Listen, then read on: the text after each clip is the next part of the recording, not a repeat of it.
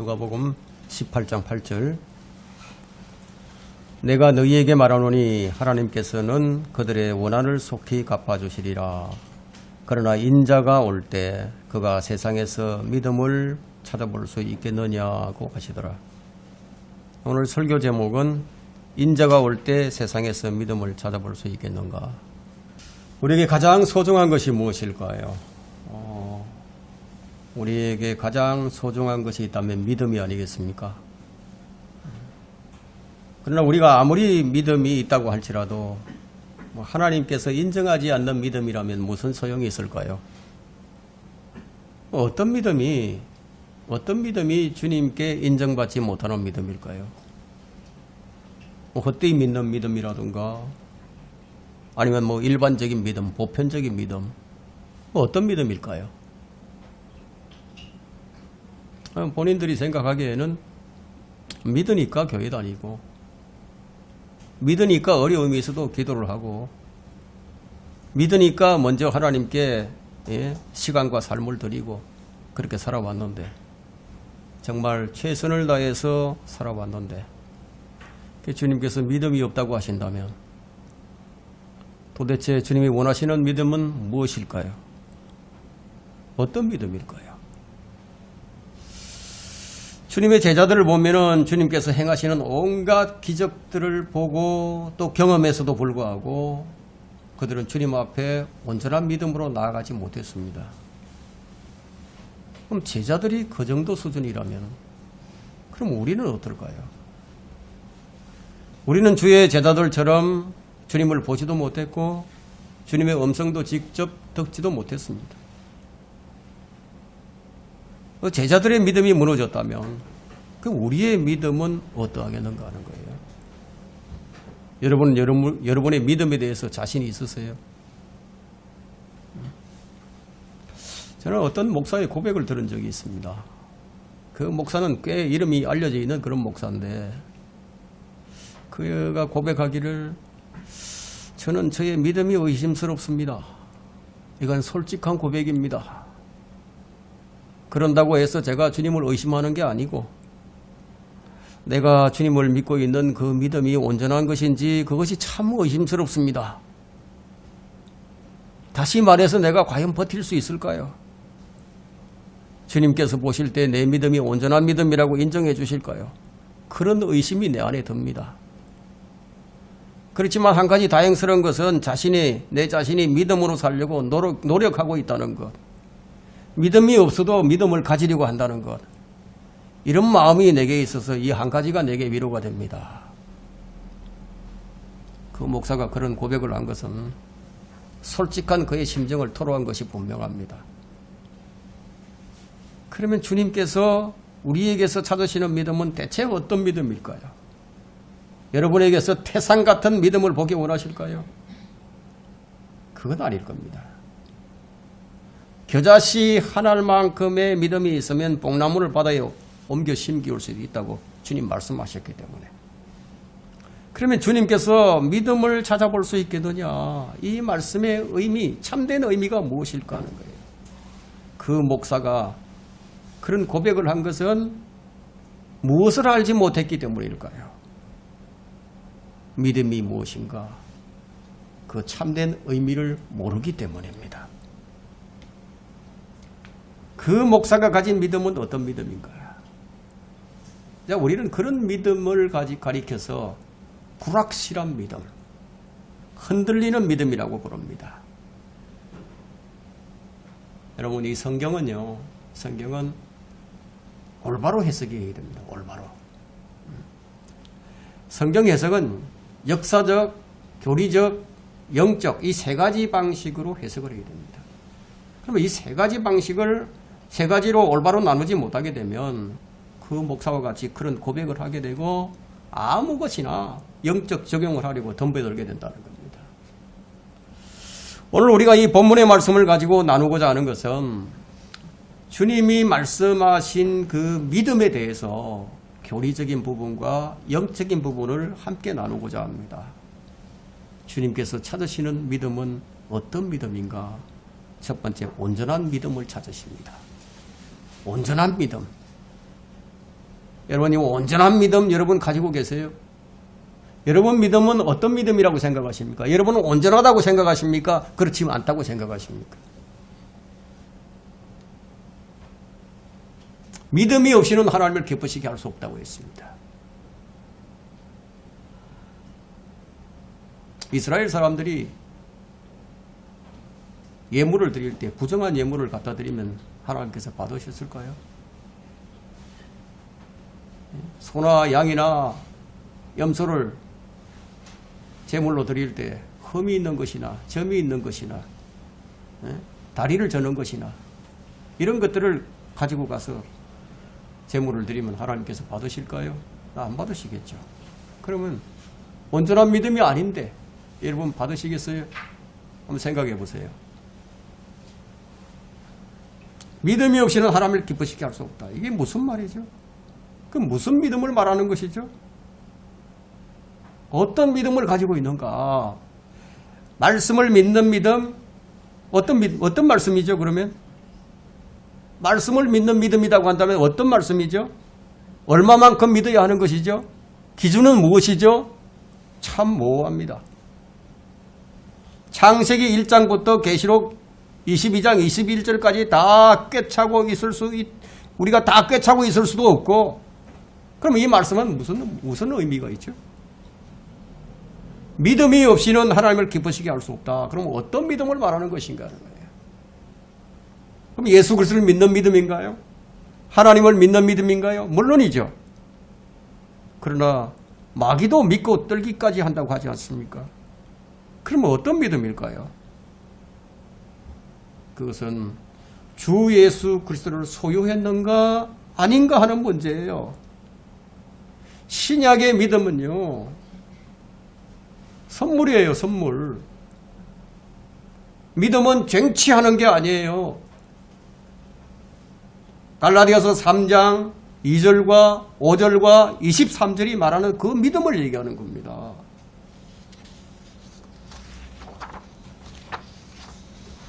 갈라디아서 3장 2절은요, 어떤 믿음이냐면 성령을 소유한 믿음을 말하고 있어요. 여러분 갈라디아서 3장 한번 펼쳐보세요.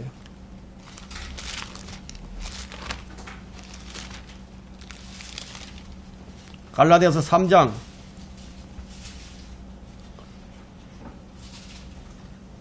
내가 너희에게 알고자 하는 것은 오직 이것이니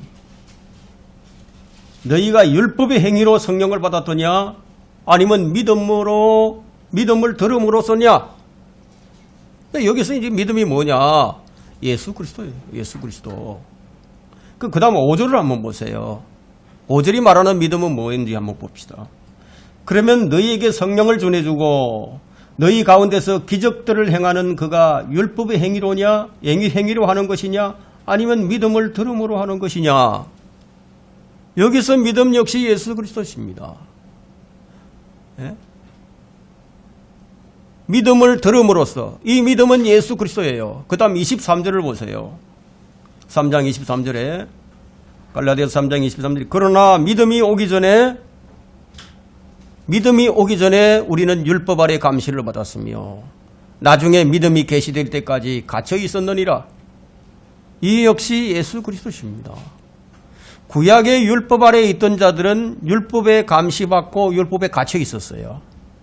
주님이 지금 찾으시는 믿음은 구약적인 믿음을 말하는 게 아니라는 거예요. 그러면 이 믿음은 무엇을 말하는 것인가?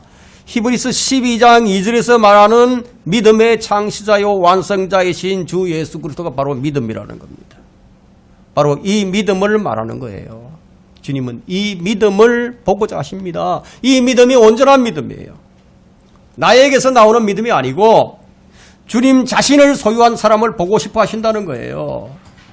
그럼 이 믿음을 가진 사람은 무엇이든지 예수 그리스도를 믿는 믿음으로 살아야 한다는 거예요. 이 믿음이 아니라면 인간의 지혜에 근거를 둔 믿음일 수밖에 없습니다. 구약적인 믿음과 신약적인 믿음, 이 차이는 분명히 달라요. 그럼 그 차이는 무엇인가? 나에게서 나온 믿음과 주님께서 주신 믿음, 그 차이예요. 나에게서 나온 믿음은 온전한 믿음이 아닙니다. 주님 주신 믿음은 온전한 믿음이에요. 십자가 이전까지는 구약적인 상황으로서 자기 믿음으로 주님을 섬겨야 했다는 거예요. 이 믿음은 온전하지 못했습니다.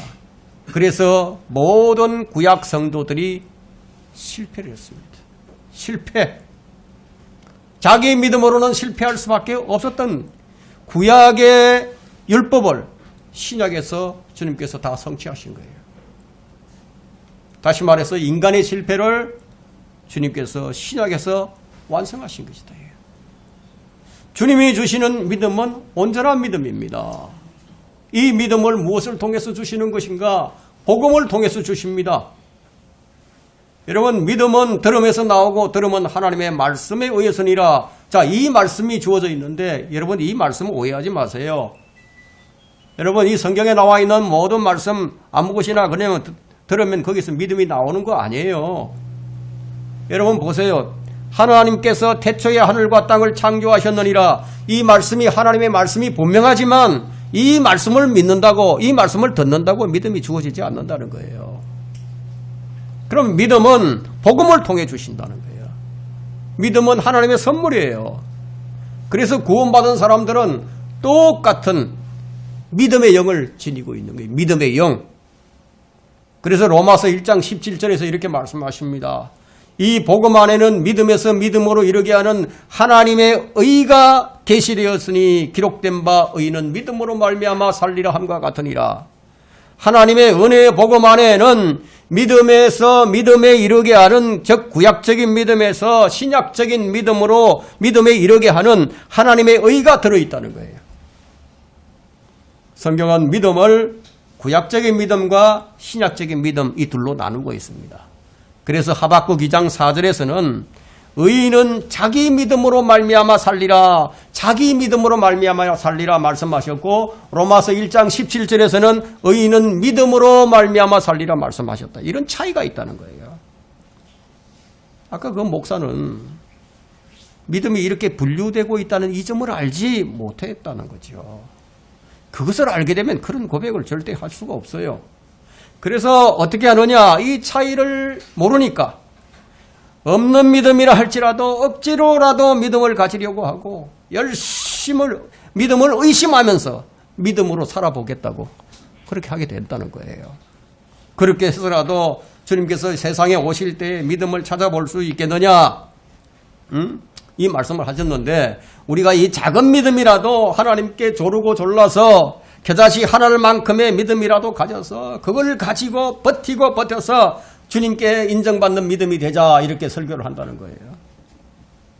뭐 이런 설교를 들어왔으니까 사람들이 이렇게 작은 믿음이라도 가져서 버텨서 견디고 견뎌내어서 주님께 인정받는 믿음이 되고자 이 노력을 한다는 겁니다.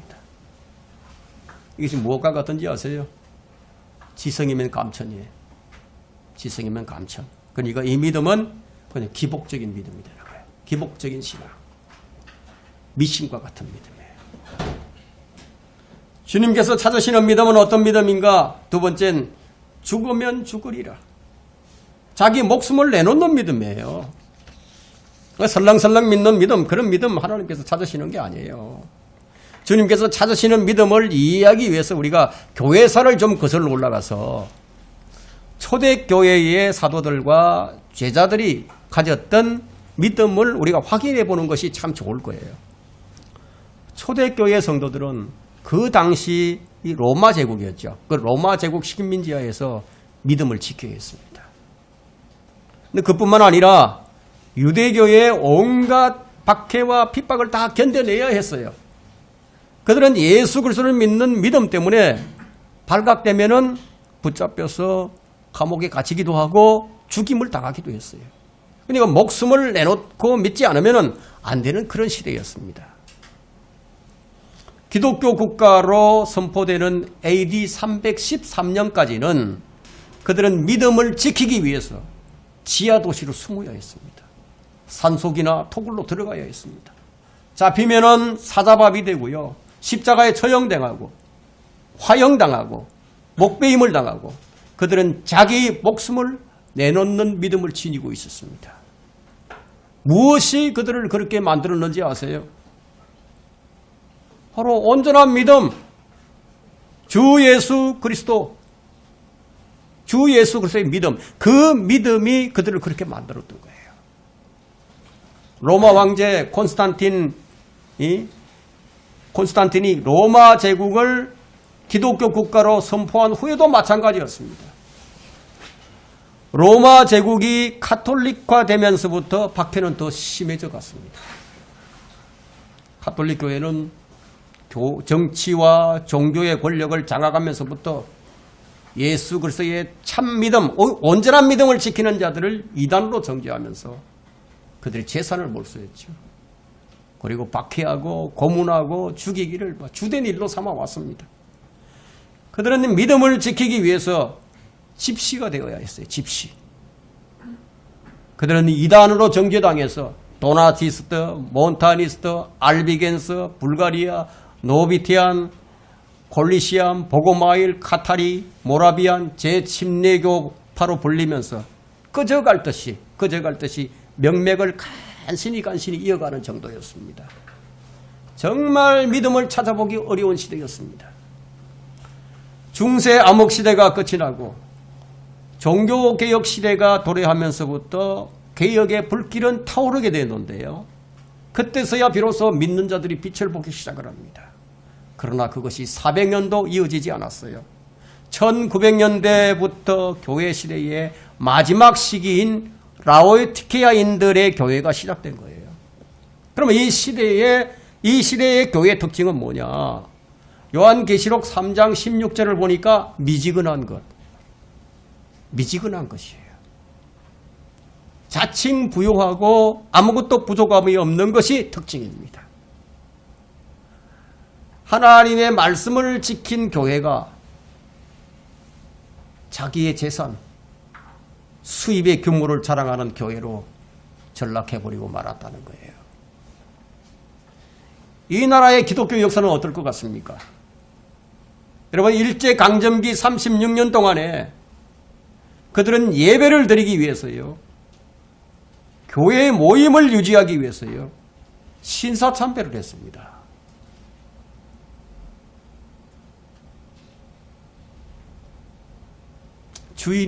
예배의 주인이 어떤 분이신지를 잘 모르는 거죠. 예배의 주인이 어떤 분이신지도 잘 모르는 믿음, 무조건 예배만 드리면 다 받아주실 줄로 아는 믿음, 그 믿음이 인정받을 수 있는 믿음일까요? 성경에 의하면 인간의 역사는 매 시대마다 배도로서 끝나버렸습니다. 끝나게 되어 있습니다. 성경을 진지하게 읽는 사람이라면요, 그걸 알아요. 역사의 모든 시대는 역사의 창시자께서 기록하신 대로 부정적인 상황을 그 결말로 갖게 된다는 사실을 어떻게 아느냐? 자기 이름 석자를 아는 것만큼 잘 알고 있다는 겁니다. 만약 누군가가 로마 가톨릭과 루터교나 그리고 이 성공회라고 하는 이 기념비 관광을 하고 싶다면요, 유럽과 영국에 가게 되면 박물관처럼 거기 널려 있어요. 한번 가서 보세요. 이미 AD 1800년 이전에, 그리고 대다수는 1200년 이전에 기념비로 다 전락해 버렸다는 거예요.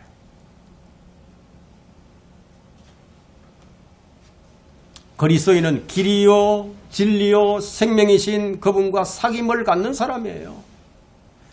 진리임을 주장하는 책을 부여받은 사람이에요.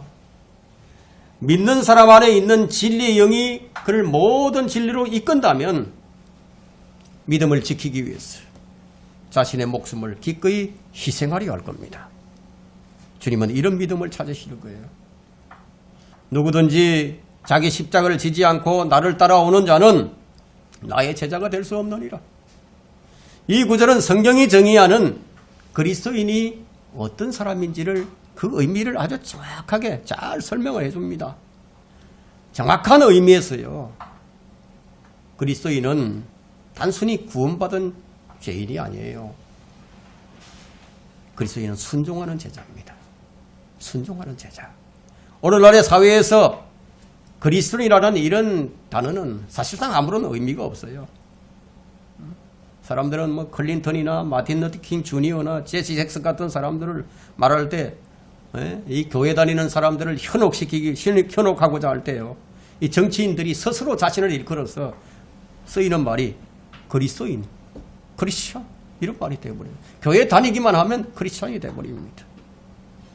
주님께서 찾으시는 믿음은 어떤 믿음일까요? 세 번째는 주님을 기다리며 준비하는 믿음입니다. 주님께서 오실 시대를 살아가는 우리들에게 주님의 이 선포는 참 우리를 슬프게 만듭니다. 인자가 오실 때 과연 주님께서 이 땅에서 믿음을 볼 수 있을까요? 이 선언은 강한 부정을 내포하고 있습니다. 인자가 믿음을 보지 못할 것이라는 말씀이에요. 지금 이 세상에 믿는 자들이 얼마나 많이 있어요. 그런데도 불구하고 믿음을 찾아볼 수 없다는 의미는 무엇인가요? 이 믿음은 보편적인 믿음을 의미하는 것이 아님을 알 수 있습니다. 우리 구원받은 그리스도인이 가진 보편적인 믿음이 있고요, 구원받지 못한 사람들이 갖는 보편적인 믿음이 있습니다. 앞서 말씀드린 대로 구원받은 성도가 가진 보편적인 믿음은 자신에게서 나온 믿음이 아닌 주님께서 선물로 주신 믿음이에요. 똑같은 믿음의 영을 가지고 있으니까 만일 오늘 오늘 이 본문의 말씀을 우리에게 적용시킨다면 이 보편적인 믿음을 말씀하시는 것이 아니라는 거예요. 그러면 어떤 믿음일까요?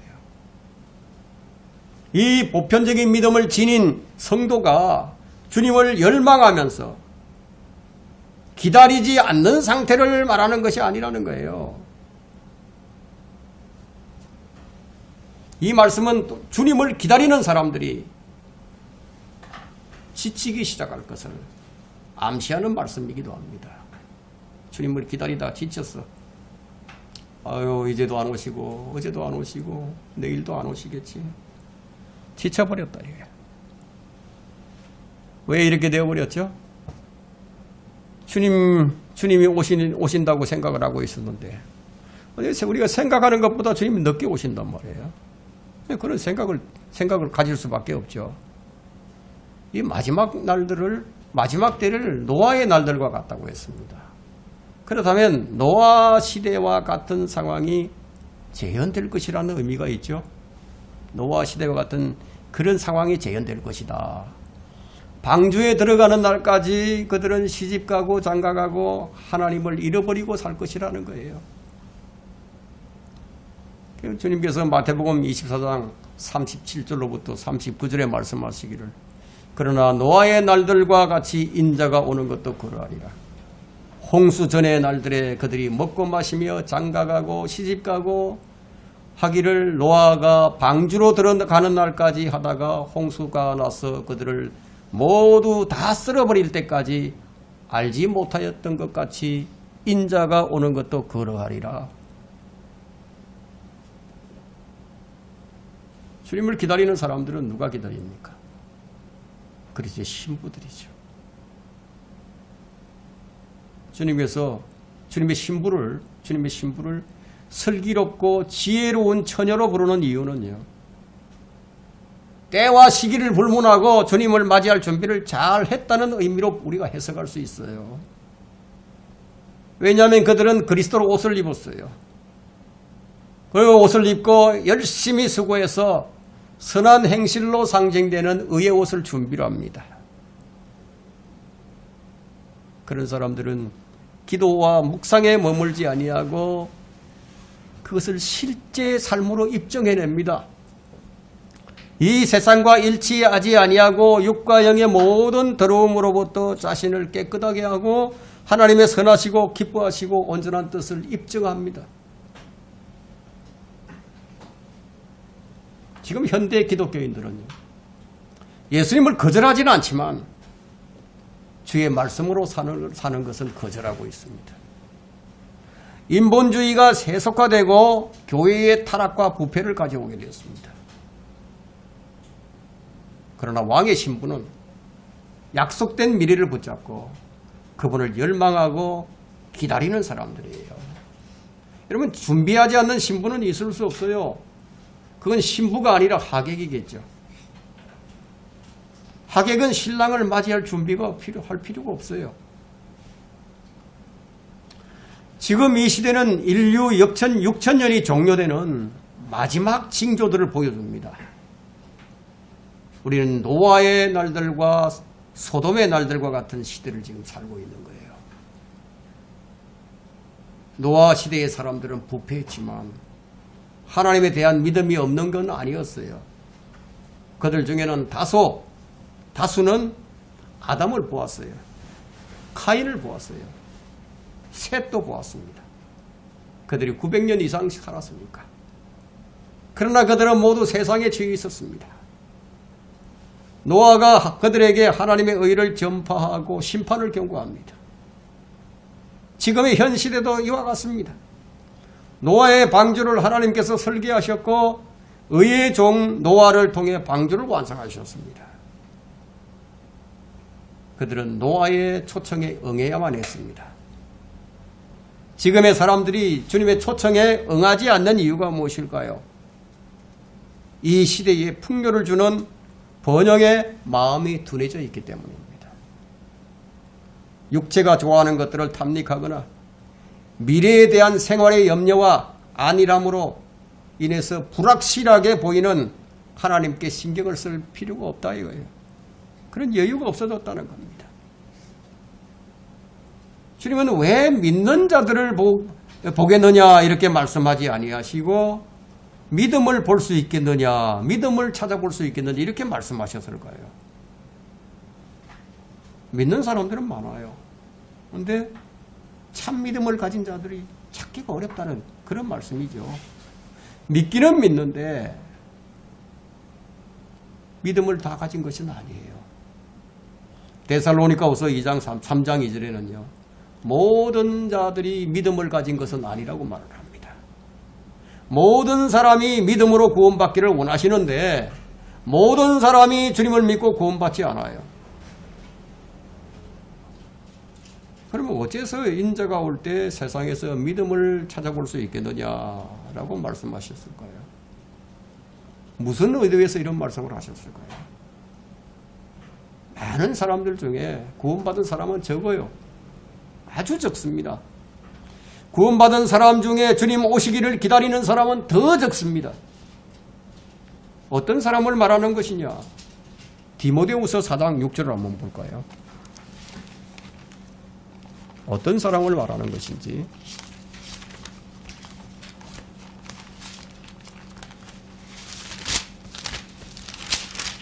디모데후서 4장 6절입니다.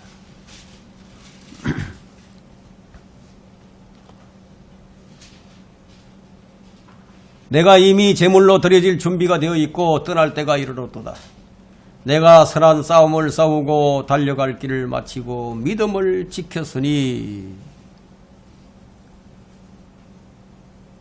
선한 싸움을 싸우고 달려갈 길을 마치고 믿음을 지키는 사람이 적다는 얘기예요.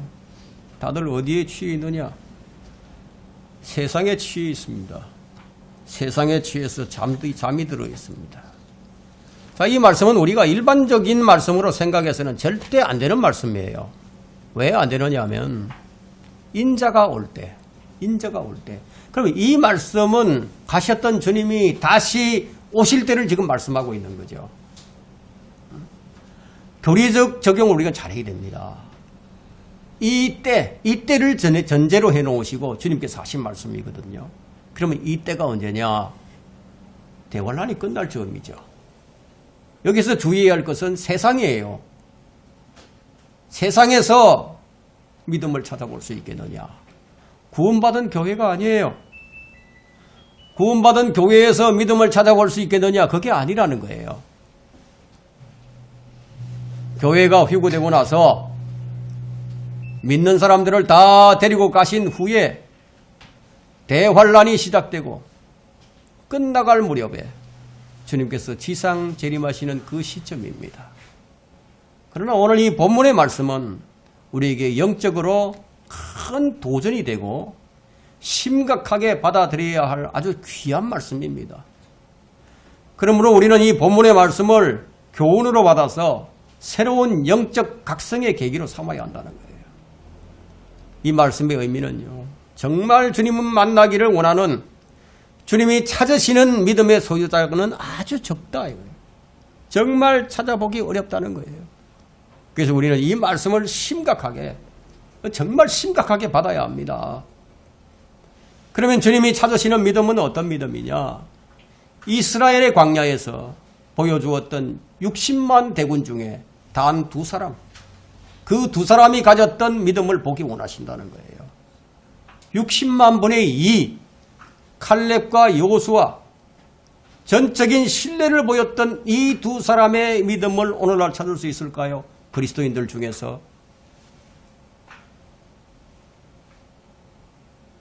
자기 목숨을 내놓고 믿는 그런 믿음이 아니라면 어렵다는 얘기예요. 이런 믿음을 가진 자가 거의 없다는 것이죠. 여기서 우리가 알아야 할 것은 성도의 수가 아니에요. 환경이나 상황에 따라 변하는 그런 것이 아니에요. 조석으로 변하는 사람의 마음, 인간의 마음 이런 거 아니에요. 거기에 따라서 믿음이 춤추는 이런 거 원하는 거 아니에요.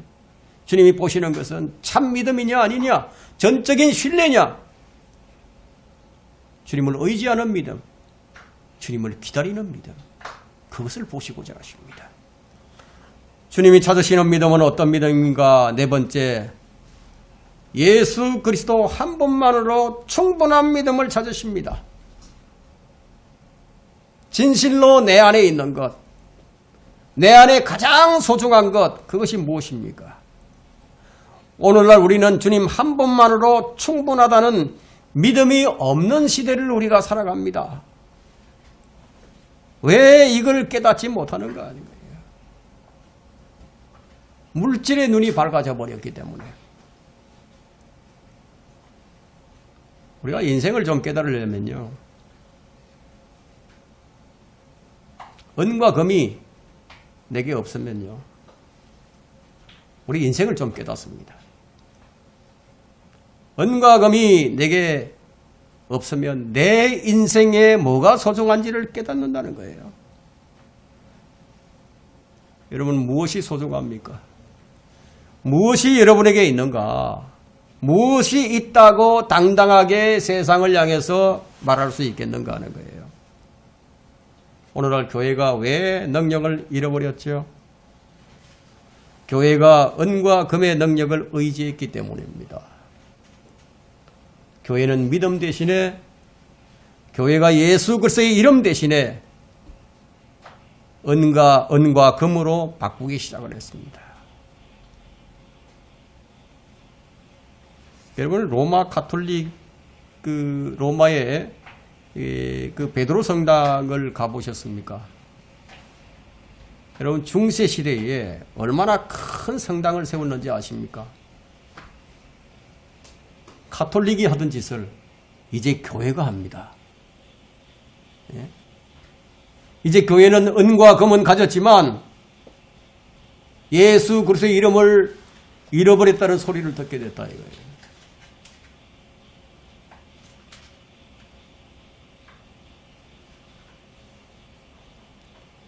물질로서 세상에 베풀게는 되었는데 주님의 이름으로 능력 있는 일을 하지 못하게 되어버렸다는 거예요.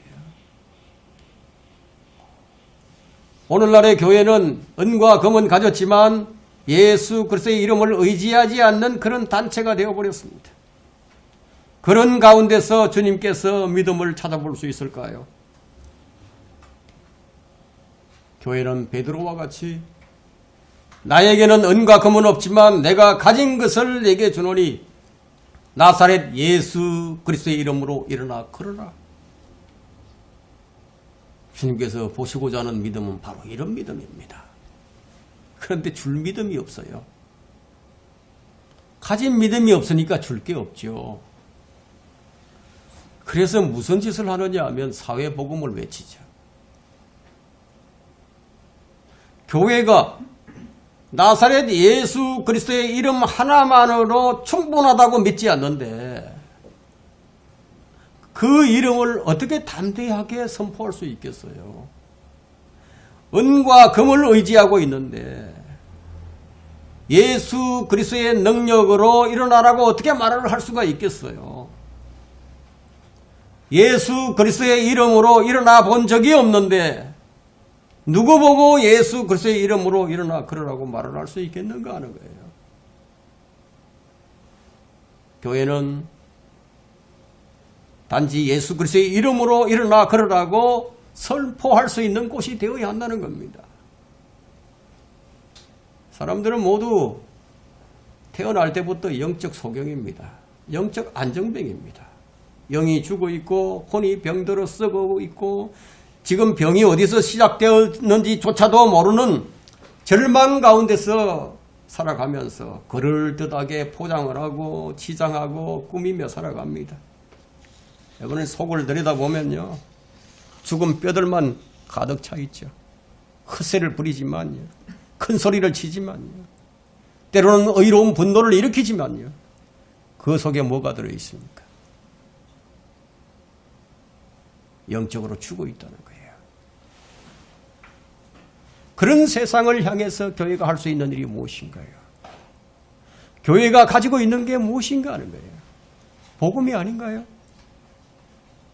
우리가 예수 그리스도 한 번만으로 충분하다는 믿음의 고백이 없고 그런 간증이 없다면 이미 교회는 교회가 아니며 주님께서 인정하실 그런 믿음이 아니라는 거죠. 그럼 그런 교회는 무엇이 되죠? 사교장이 되는 거예요. 사교장.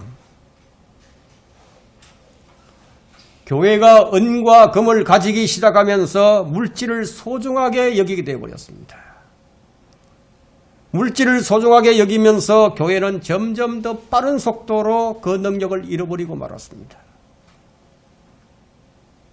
교회는 세상을 향해서 어떻게 선포를 해야 하느냐? 우리는 아무것도 없다. 우리는 조직도 없다. 우리는 사람들이 좋아할 만한 어떤 좋은 프로그램들도 없다. 그러나 우리에게 주 예수 그리스도가 있다. 그분의 이름을 여러분에게 줄 수 있다. 그분의 이름을 여러분에게 소개할 수 있다는 거예요. 빌립이 나다니엘에게 한 것처럼 와서 보라. 그분만이 너의 문제를 온전히 해결해 줄 것이다.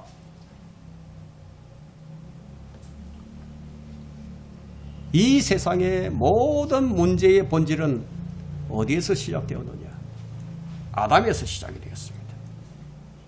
모든 문제의 근원은 하나님을 떠남으로부터 시작이 됐습니다. 이걸 세상이 몰라요. 세상은 그 본질을 의식하지 못합니다. 그런 그들을 향하여 우리가 어떻게 선포할 수 있는가? 우리가 주님께서 인정하시는 믿음을 가지지 않고 우리 자신조차도 믿음이 흔들린다면 세상을 향해서 뭐라고 말을 할 수 있겠어요? 지성이면 깜천이라고 그렇게 얘기할 것인가요? 그 목사의 고백과 같이 내게 믿음은 없지만 한 가지 내가 마음으로 하나님을 섬기고 있다. 내가 믿음을 갖기 위해서 노력을 한다. 그렇게 해야만 할까요?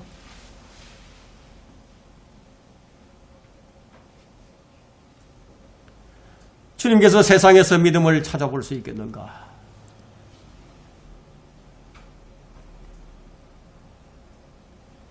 베드로는 그런 믿음을 가졌습니다. 베드로는 변화되었습니다. 이전에 가졌던 그런 믿음이 아니었습니다. 베드로는 주의 이름으로 담대히 선포하면서 한 번도 일어나 본 적이 없는 그 안전뱅이를 일으키는 믿음을 우리에게 보여준 거예요. 이들이 가진 믿음이 바로 우리 주님께서 찾으시는 믿음입니다. 하나님에 대한 열성이 있으면 인정받는 믿음이 될까요? 하나님께 대한 열성이 더 위험해질 수도 있습니다.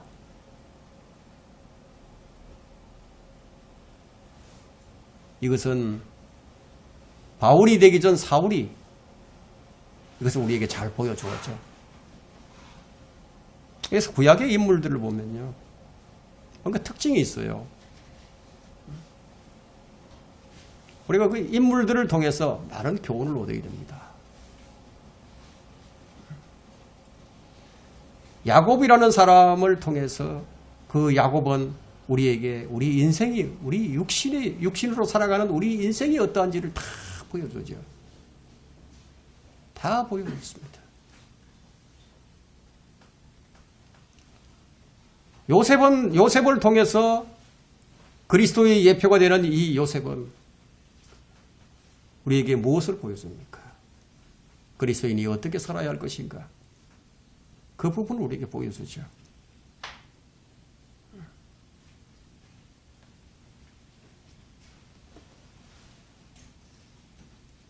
바벨론 포로에 70년 포로에서 돌아온 사람들이 성전을 재건하고 예루살렘 성벽을 완공한 후에 자, 이제 우리가 정말로 하나님 말씀대로 한번 살아보자.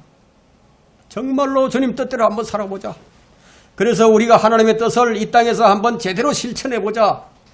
이렇게 다짐하고 열성을 내었던 사람들인데, 근데 그 사람들이 나중에 보니까 바리새인들이 되어버렸습니다.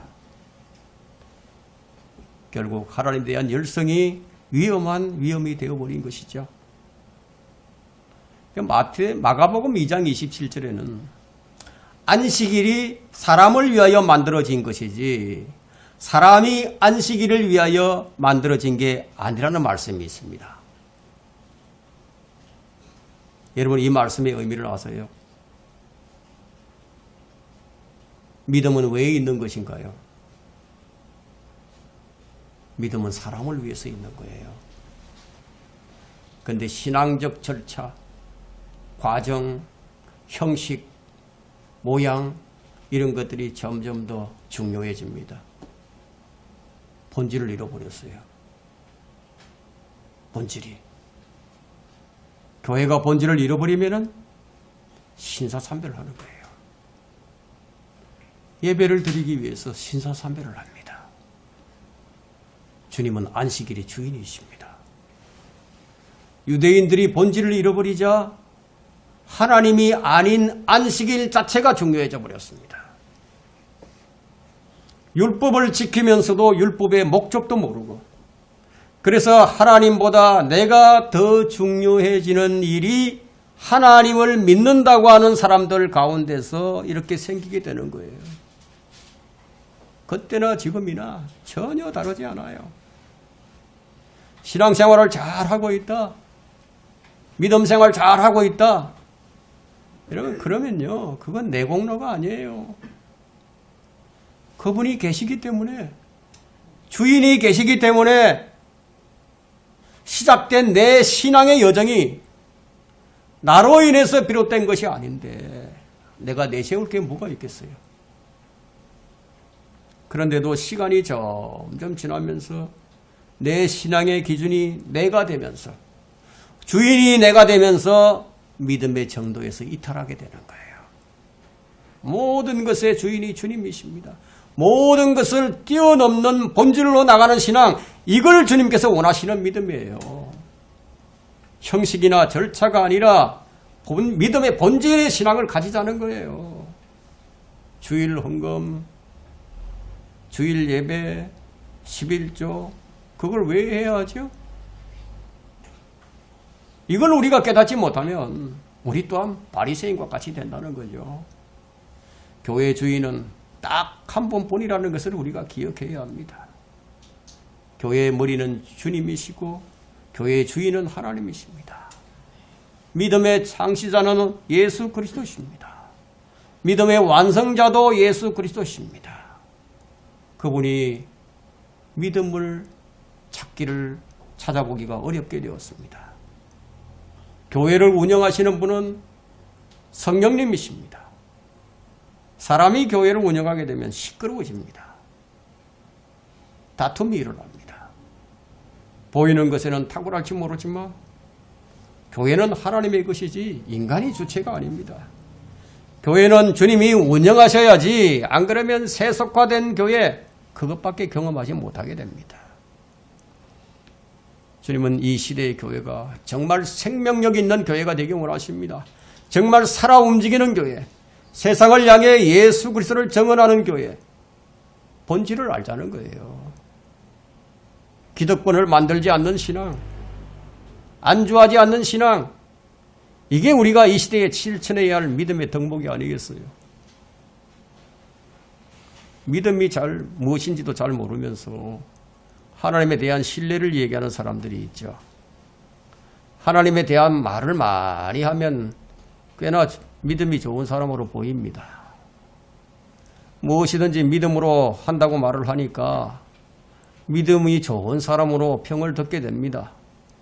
이런 까닭에 평소에는 믿음이 있는 자와 믿음이 없는 자를 가려내기가 참 어려워요. 모든 일이 다 잘되고 평안할 때는요, 다 믿음이 좋은 것처럼 보여요.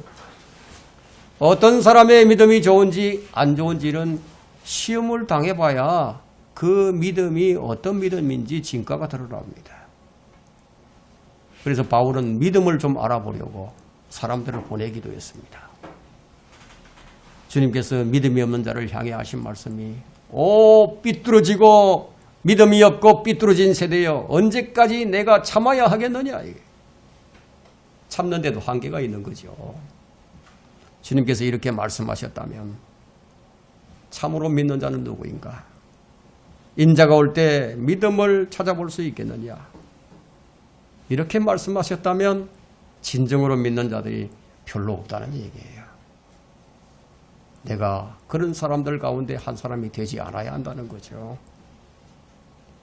주님이 보시고자 하는 믿음은 흔들리지 않는 믿음, 견고한 믿음이에요. 위기 앞에서도 조금도 동요하지 않는 믿음이에요. 각자가 가진 믿음은 위기 앞에서 그 믿음의 진가가 드러납니다. 하지만 믿는 척했던 사람은 어쩔 줄 모르고 당황하게 될 겁니다. 여름에 잎이 무성할 때는요, 새 둥지가 잘 안 보여요.